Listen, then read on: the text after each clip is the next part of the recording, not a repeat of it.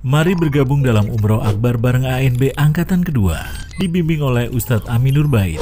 Insya Allah berangkat akhir Februari 2024. Hubungi 0812 9090 4331.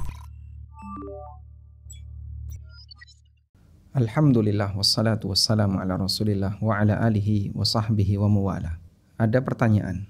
Ada seorang lelaki yang dia menikah dengan wanita dan lelaki ini mengaku bisa menjadi wanita calon istrinya. Sehingga calon suami dia merangkap menjadi dua orang sekaligus.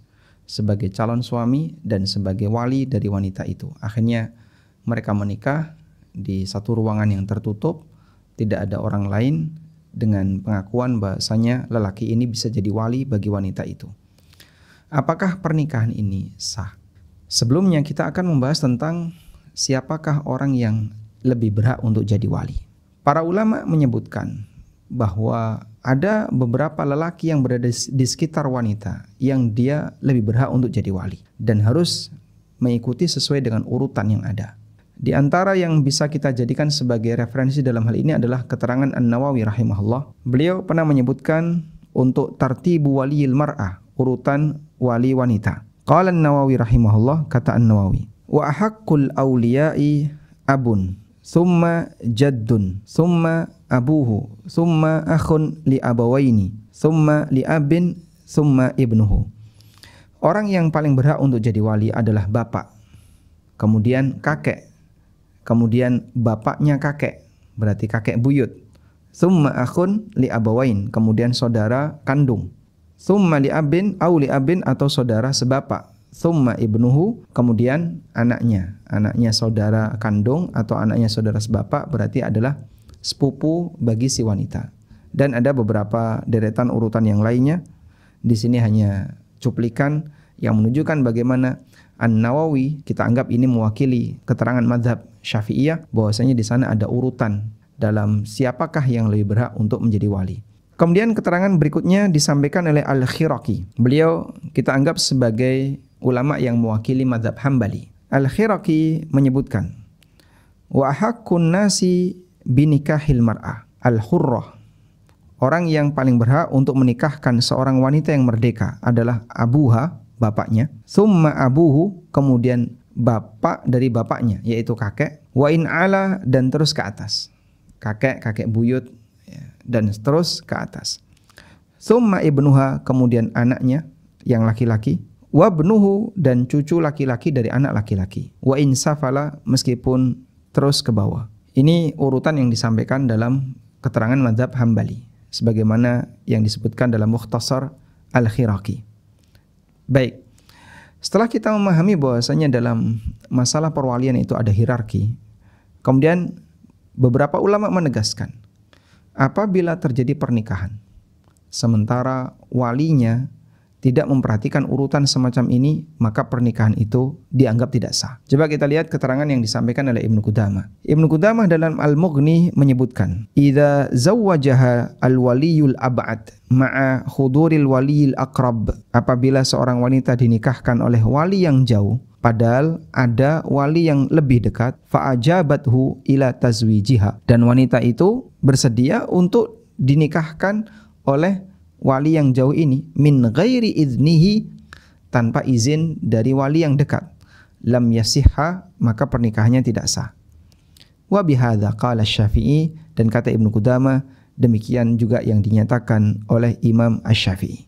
Demikian keterangan beliau dalam kitab Al-Mughni. Wa qala Al-Buhuti, dan dinyatakan oleh Al-Buhuti rahimahullah, wa in zawwajal ab'adu au zawwaja ajnabiyyun walau hakiman. Kalau ada wali yang jauh menikahkan atau lelaki yang lain ajnabi yang enggak ada hubungannya dengan wanita ini, bukan wali, bukan mahram, walau hakiman, walaupun dia seorang hakim, dalam arti adalah dia punya jabatan, dia seorang qadhi, padahal ada wali yang lebih dekat, min ghairi udhrin, tanpa uzur sama sekali, lil aqrab, dan dia tidak menyampaikan uzur itu kepada wali yang lebih dekat, lam yasihhan nikahu, maka nikahnya tidak sah, li adamil walayati minal aqid alaiha, karena yang mengakadkan dia tidak punya hak perwalian, ma'a wujudi mustahiqiha, sementara ada yang lebih berhak untuk menikahkan. Sehingga ketika di situ ada yang lebih berhak, tapi orang yang jauh justru menikahkan, wali yang jauh atau wali hakim atau bahkan orang lain yang dia tidak punya wewenang sama sekali, tanpa ada uzur terhadap wali yang dekat maupun tidak ada izin dari wali yang dekat, maka nikahnya tidak sah karena orang ini tidak punya hak perwalian. Tayyib. Selanjutnya, bagaimana kalau kemudian orang itu mengklaim dirinya sebagai wali hakim? Perlu dipahami bahwa status wali hakim yang dimaksud dengan wali hakim itu bukan sembarang orang, tapi dia adalah petugas negara. Dia adalah petugas negara yang diberi wewenang oleh negara untuk secara resmi menjadi saksi atau mencatat prosesi pernikahan yang ada di wilayah negara tersebut. Sehingga karena dia merupakan petugas negara, dalam hal ini wali hakim berstatus sebagai orang yang punya payung hukum dari sisi negara. Karena itu Nabi SAW menyebutkan berkaitan dengan posisi wali hakim, beliau mengatakan, fa in ishtajaru, kalau kalian berbeda pendapat tentang siapakah yang jadi wali wanita, kata beliau, kata Nabi SAW, fasultanu waliyun man la waliya lahu. Maka sultan, yaitu pemimpin, penguasa, dia menjadi wali bagi orang yang tidak punya wali. Dan hadis ini sahih, disebutkan dalam Sahih Jami' Shaghir, sebagaimana juga disebutkan dalam riwayat Abu Dawud. Baik. Maka yang berstatus sebagai wali adalah sultan, yaitu petugas negara, dan bukan sembarang orang. Tapi bukankah seorang nabi itu beliau bisa menikahkan dirinya sendiri? Jawabannya betul, tapi khusus untuk nabi. Ada wanita yang datang kepada beliau dan menghibahkan dirinya untuk Rasulullah SAW. Dan Rasulullah SAW berhak untuk menikahkan wanita itu dengan dirinya sendiri atau dengan cara hibah tanpa akad nikah. Dan itu Allah sebutkan di surat Al-Ahzab ayat 50. Allah Subhanahu wa taala mengatakan, "Ya ayuhan nabi, inna ahlalna laka azwajaka allati ataita ujurahunna wa ma malakat yaminuka mimma afa Allahu 'alaika wa banati ammika wa banati ammatika wa banati khalika wa banati khalatika allati hajarna ma'aka." Lalu Allah mengatakan, wa imra'atan mu'minatan iwahabat nafsaha lin-nabi in arada an-nabiyyu ay yastankihaha khalisatan laka min dunil mu'minin. Dan wanita mukminah yang dia menghibahkan dirinya untuk Nabi, jika Nabi punya keinginan untuk menikahinya, khalisatan laka min dunil mu'minin, khusus bagimu dan tidak berlaku bagi orang mukmin yang lain.